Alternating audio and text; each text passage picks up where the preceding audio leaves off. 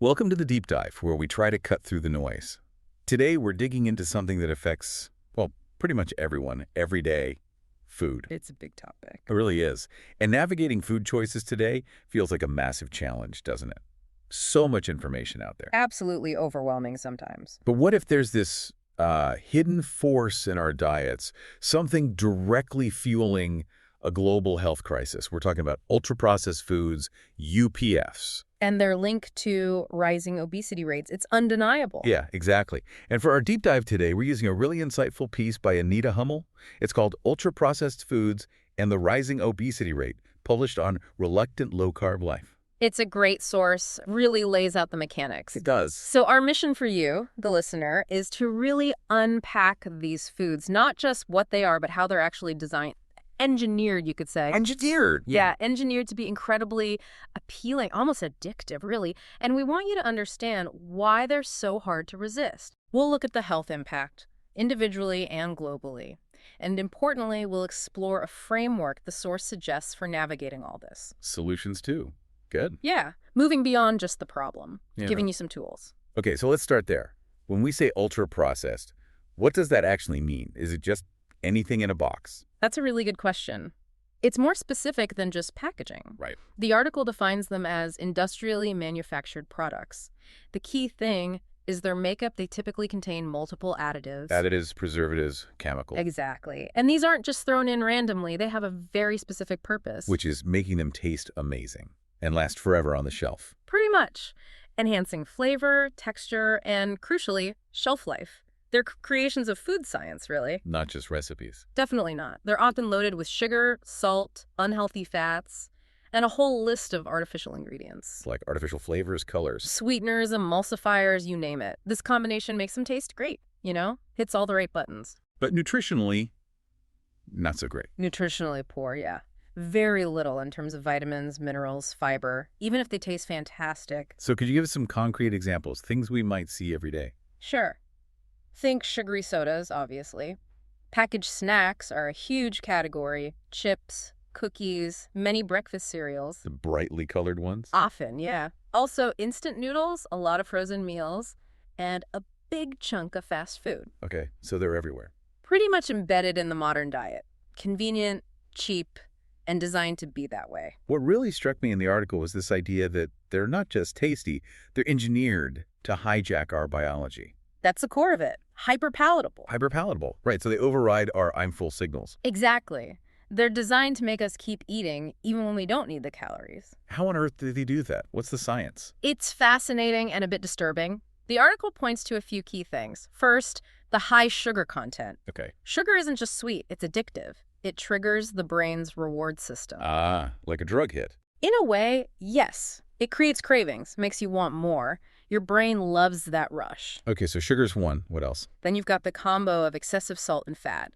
These make food incredibly irresistible. Like potato chips. You can't eat just one. Exactly that feeling, that salty crunch, the fatty mouthfeel. Yeah. It bypasses your body's natural stop signals, so you eat bigger portions. Right. And finally, don't forget the chemical additives. They're not just for preservation. What do they do? Things like emulsifiers improve texture, make things feel smoother, richer. Artificial flavors enhance the taste. It makes the UPF seem more appealing, more satisfying in the moment than, say, an apple. So it feels better in your mouth. Literally. It's all designed for maximum sensory appeal. Wow. So the result is we just eat more.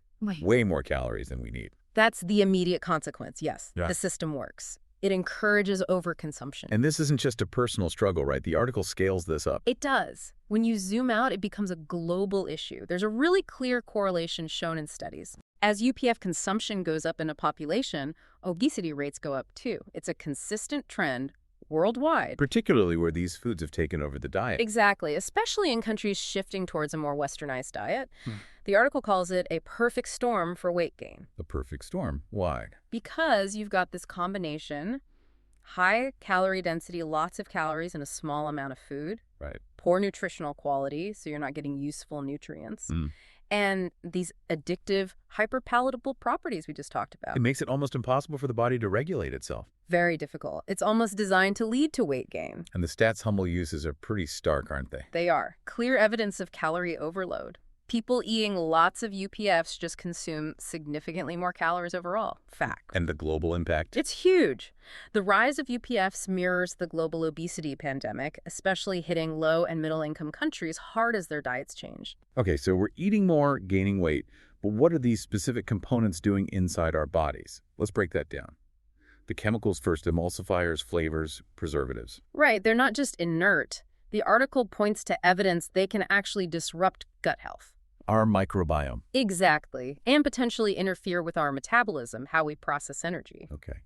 And then there's sugar. We know it's bad, but specifically. Well, beyond the calories, excessive sugar leads straight towards insulin resistance. Your body struggles to handle blood sugar. This leads to weight gain, inflammation, and dramatically increases the risk of type 2 diabetes. Got it. What about salt? High sodium. That contributes to water retention, sure, but also high blood pressure. And here's the kicker. It can actually make you crave more salty processed foods. Oh, a vicious cycle. Totally. And lastly, those unhealthy fats. Trans fats, refined oils. What's their damage? They ramp up inflammation throughout the body. Chronic inflammation is linked to all sorts of health problems. Plus, they actively encourage your body to store fat. Wow.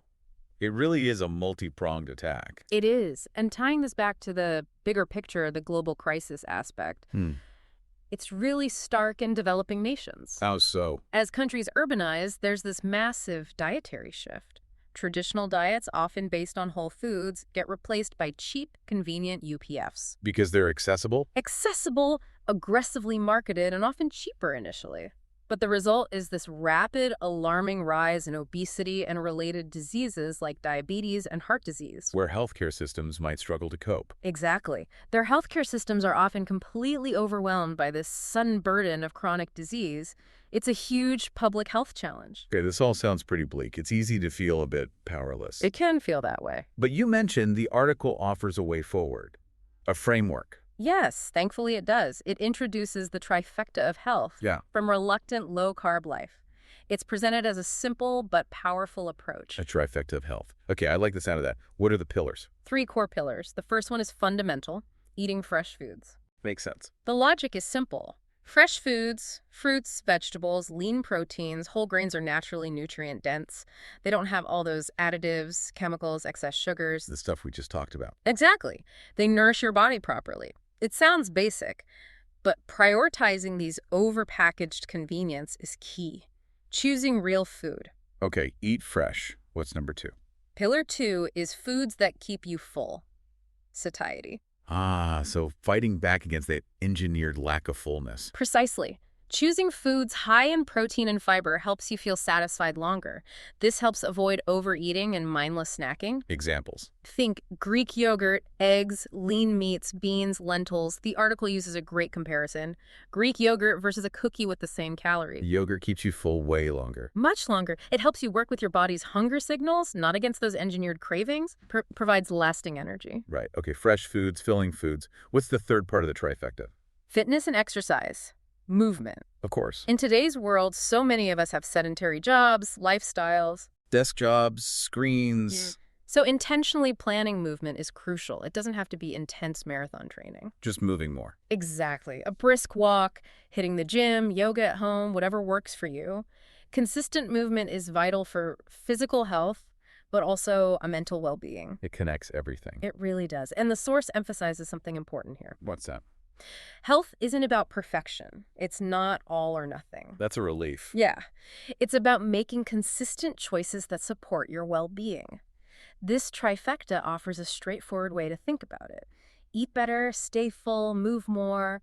Simple principles. It makes it feel achievable, less overwhelming. That's the goal, empowering you, the listener, to take manageable steps. So to wrap this up then, we've seen how these ultra-processed foods are, frankly, quite deliberately engineered to make us overeat. Meticulously designed. And this contributes significantly to a huge global health crisis. Obesity, related diseases. It's serious. Very serious. But the hopeful part is, as Hummel's article in the Trifecta show, there's a clear path forward. It comes back to simpler principles. Focusing on real food, satiety, and movement. It's a reminder that even though the problem is complex, the solutions, or at least the starting points, can be straightforward. Choices we make daily. Which leads to a final thought, maybe something for you to mull over. Yeah. Given how intentionally these foods are made hyper-palatable, how they're designed to bypass our natural controls, how much of the responsibility really falls on the individual? Ah, versus the systems that make and market them. Exactly. It's a tough question. But regardless of the answer, what steps, even small ones, can you take to navigate this landscape? How can you move towards your own trifecta of health? Food for thought indeed. The power to choose ultimately still rests with you, even when faced with engineered temptation.